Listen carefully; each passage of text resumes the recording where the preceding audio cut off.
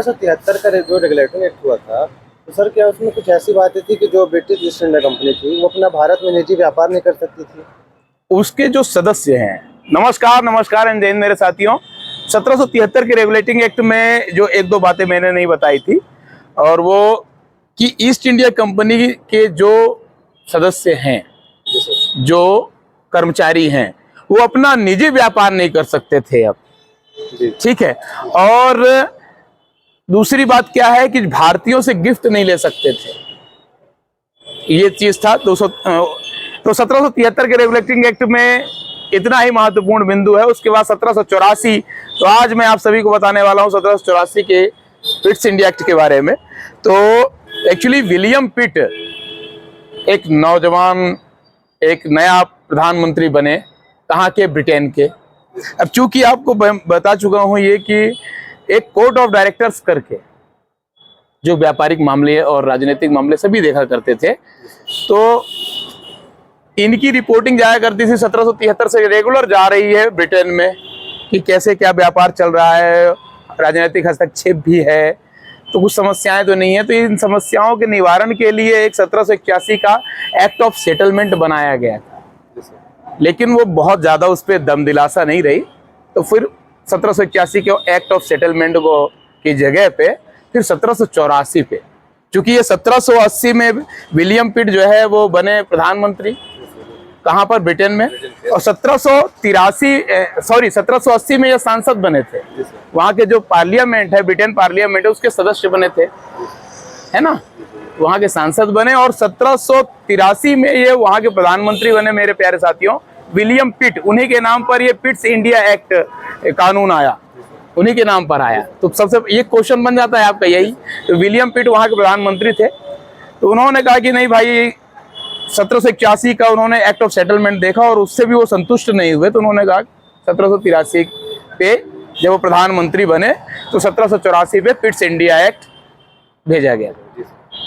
चूंकि उनके द्वारा भेजा गया था इसलिए पिट्स इंडिया एक्ट आया। और इसमें मूल जो काम था, तो इन्होंने देखा कि व्यापार करते करते अब जो ब्रिटिश ईस्ट इंडिया कंपनी है वो भारत के क्षेत्रों पे अपना एकाधिकार जमाने लगी है, राजनीतिक हस्तक्षेप ज्यादा कर रही है। ठीक है, मान के चलिए कि अगर किसी बाजार पे अगर आपकी 4, 5, 6 दुकानें हो गई और अच्छी चलने लगी दुकानें, तो जो वहाँ का मंडी अध्यक्ष होगा या जो राजनीतिक गतिविधियां होंगी उस पर भी आपका नजर रहेगी, बराबर रहेगी। तो वो ये काम ज्यादा करने लगे थे। तब डिसाइड किया गया कि एक ऐसा एक्ट बना के भेजिए कि व्यापारिक काम अलग करे, तो एक बोर्ड ऑफ कंट्रोल, ये एक अलग, जिसका काम केवल और केवल क्या करना था? राजनीतिक काम करना था। बोर्ड ऑफ कंट्रोल ये 6 सदस्यों वाला एक टीम बना के भेजा गया। तो ये द्वैध शासन प्रणाली की शुरुआत कब से मानी जाती है मेरे प्यारे साथियों? 1784 के पिट्स इंडिया एक्ट। एक क्वेश्चन आपका ये भी बन जाता है कि द्वैध शासन या दोहरे शासन व्यवस्था की शुरुआत मानी जाती है। मतलब कि एक कोर्ट ऑफ डायरेक्टर्स है जिसपे उस समय 24 सदस्य हो चुके थे, वो व्यापार करने के लिए काम करेंगे। उनका काम केवल बिजनेस का रहेगा, अपने बिजनेस को कैसे कहाँ फैलाना है, व्यापारियों से मिलना जुलना, उनसे मीटिंग्स लेना, ये सब उनका काम रहेगा। और राजनीति करने वालों का कि किसी दूसरे राज्य से हमारा क्या संबंध होना चाहिए, कैसा कूटनीतिक कैसा राजनीतिक संबंध होना चाहिए, इसके लिए एक बोर्ड बनाया गया जिसे बोर्ड ऑफ कंट्रोल कहा गया। तो जाती है, एक आपका ये पॉइंट हो गया है। मैं आपको बता दूं कि हमारे संविधान के आपको की पॉइंट्स को ज़्यादा महत्व देने की ज़रूरत है। ये नहीं कि एक एक शब्द को याद होना चाहिए हमारा। और की पॉइंट्स जो कुछ परिवर्तन हुए 1784 के, जो परिवर्तन, यही मुख्य परिवर्तन है।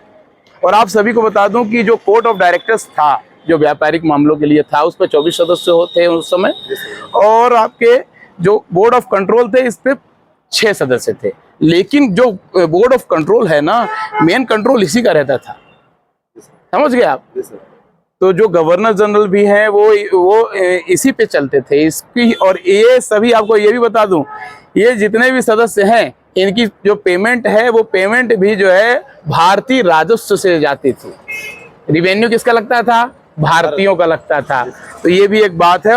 मतलब कि वो बंदा ब्रिटेन पार्लियामेंट में है, ठीक है, वो केवल देखने के लिए आ रहा है, जा रहा है, ये व्यवस्था है। और उसको पेमेंट भी कौन कर रहा है? हमारे देश के ही लोग कर रहे। तो ये हमारे देश के लोगों की शोषण की एक तरीके से राजनीतिक शुरुआत थी, है ना।